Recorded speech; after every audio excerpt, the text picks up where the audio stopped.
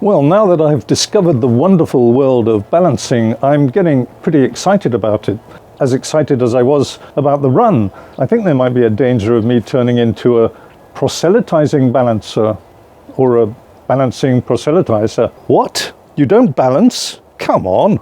In fact, although my wife doesn't know it yet, I'm going to put her through a balancing boot camp shortly, because I'm a little bit worried. I told you about how she fell down the stairs in Bruges and broke her collarbone.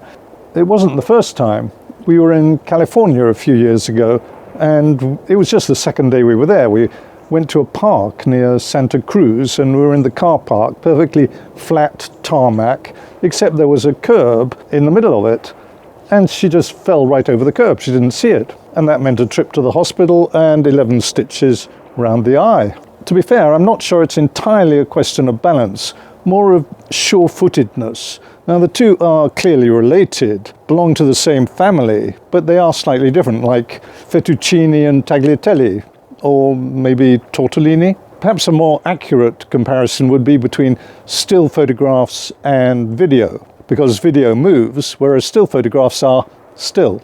And what you do when you move is constantly look ahead of you to assess what's on the ground and around you and where you're going to put your feet. Now, my wife grew up in the Landes, which is a very flat area in the southwest of France. She maintains that if you look closely, there are a few gentle inclines, but basically when you walk, you don't have to worry about where you're putting your feet.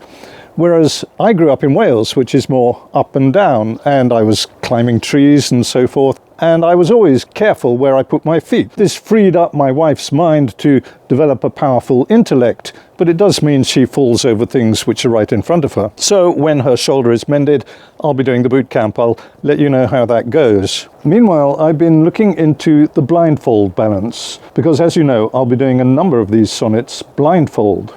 And I was wondering why it's so difficult to stand on one foot blindfold, given that the eyesight is used for assessing where you're going to put your feet and what the terrain is like. But if you're standing still, why do you need that information?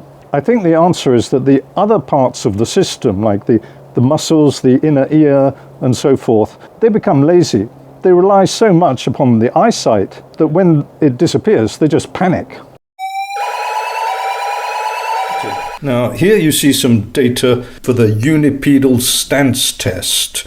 I love that name. I'm still, for a few more months anyway, in that 60 to 69 age brackets. We see that with their eyes open, the average over 3 trials is 33.8 seconds. And with eyes closed, it goes down to 3.1 seconds. There's also a steady decline with age. We just get less and less able to do this as we get older.